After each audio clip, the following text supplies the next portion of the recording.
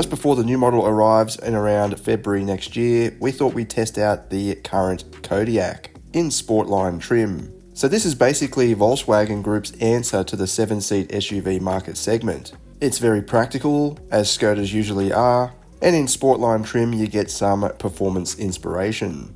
The Sportline is actually priced exactly the same as the entry style variant, from $56,490 drive away. That's a pretty good price considering the level of features you're getting. On the outside it looks kind of sporty with black trimmings, it's constant 4-wheel drive, and features 20-inch alloy wheels wearing 235/45 tyres. Ground clearance is rated at 192mm, which is not the best if you are planning regular off-road trips on quite rough dirt roads. Inside, yeah, this is all about practicality. You've got storage spots everywhere, a very neat and tidy centre console and centre stack, separated climate controls down on the fascia, and a pretty basic touchscreen media system on the dash. It's a little bit small by today's standards, but I do like the fact that it's got some buttons around the outside. I also like the simple grid layout for all the apps. The driving position is really good, as per usual with European brand vehicles, and you've got a sporty steering wheel for the driver. Passenger space is also good, but there are larger 7-seat SUVs in this class if absolute space is your priority. Keeping in mind it is based on the Volkswagen Group MQB A2 platform, just like the Volkswagen Tiguan Allspace and Audi Q3. Now the third row is pretty tight, again compared with some of the larger options in this specific class. They are okay though if you're just using them temporarily, or if they're just for the kids. Boot space is rated at 270 litres with all 3 rows up, and up to 2005 litres with both rear rows down. As for the engine, it's a familiar 2-litre turbo-petrol 4-cylinder, producing 132 kilowatts and 320 newton meters. This is matched to a 7-speed dual-clutch automatic, offering a fuel consumption average of 8.2 litres per 100 kilometres. The figures aren't that impressive, but on the road, the powertrain efficiency seems pretty good, so it makes maximum use of those outputs. You can step up to the RS variant if you want absolute performance, but for that you need to fork out an extra 20 grand, which is a bit steep in my opinion. Out on the road, it's got that quality Volkswagen ride. I don't know how to describe it, but it's sort of solid, but got this rubbery feel, just catches the bumps and absorbs them really nicely, but it's still very sporty. There's minimal body roll. Yeah, it feels like it's a fun vehicle to drive on any road. Even over really bumpy stuff, it's got plenty of suspension travel, or it feels like it does, so it's not too disturbed, but it remains reasonably comfortable. There are more comfortable SUVs in this class in terms of ride comfort specifically, if that's what you want.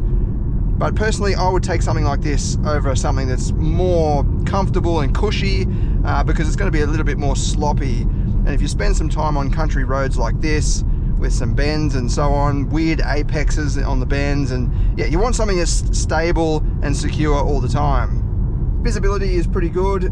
That mirror could go back a little bit further, I guess, but I can see over the top of it quite easily at my height. And then out the back, it has decent visibility again, nice thin pillars, and a big rear windscreen. This engine is 132 kilowatts. It doesn't feel all that powerful in the top end, but it takes off just fine. The official 0 to 100 claim is 8.4 seconds, so we'll see what it does with the performance test in a second. It feels about that. It doesn't feel particularly sporty in the top end, like if you're overtaking from about 80 kilometers an hour and above. It just kind of winds out a bit. It doesn't have that strong top end punch, but instead you're getting decent economy. So I'm averaging 8.2 litres per 100 kilometers at the moment, and that's with a mixture of driving. If you spend some time on the highway, I've seen it drop down to about 7.7. That might not sound all that impressive, but remember, this is a 7-seat SUV. It weighs just under 1,900 kilograms. It's a big vehicle.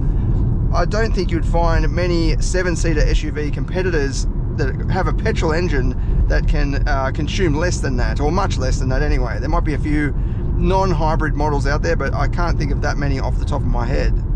The third row seat is pretty small, as we saw, so you know, the bigger models out there like the Kluger that's available with a hybrid only at the moment, and then the CX-9 which is pretty much running out now, and then you've got the Isuzu MU-X and Mitsubishi Pajero Sport, Ford Everest and so on. They're all diesel models, and what they don't offer is spirited handling, so this feels really nice to drive.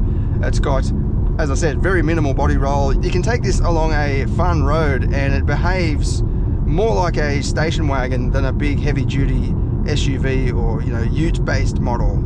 You can get this with the RS engine, which is probably what I would pick. Not because it's super fast, but because this engine, it just feels like it's, yeah, lacking a little bit in the top end for my personal taste. But, you know, if you just want to trundle about, you don't really care about going on the highway and overtaking at speed or carrying lots of people or items in the back, then this will definitely suffice. But yeah, nice quality turn in. It feels very stable and sure-footed on the road, and of course you have all-wheel drive.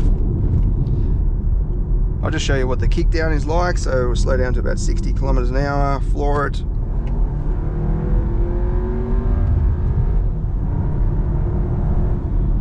It just, yeah, in the top end you can feel there's a sudden urge down low, but then after that it kind of just screams a bit. And the transmission, it's very quick to shift gears, but I feel like the mapping isn't quite right. It should shift a bit earlier, because it sort of just hangs in this top end where it's screaming a bit at about 6,000 RPM, whereas it could just shift at about 5,000. I'm talking about in total default mode, so I'm not in sport mode or anything like that. You can actually shift it back to an S mode for the transmission only, and then you've also got drive modes with sport and individual and so on. But I mean, it's just the standard mode in D. Yeah, I feel like it should upshift a bit earlier because it kind of just hangs a little bit without actually providing any extra progress. But let's head out now to the private road and see what it goes like with some performance testing.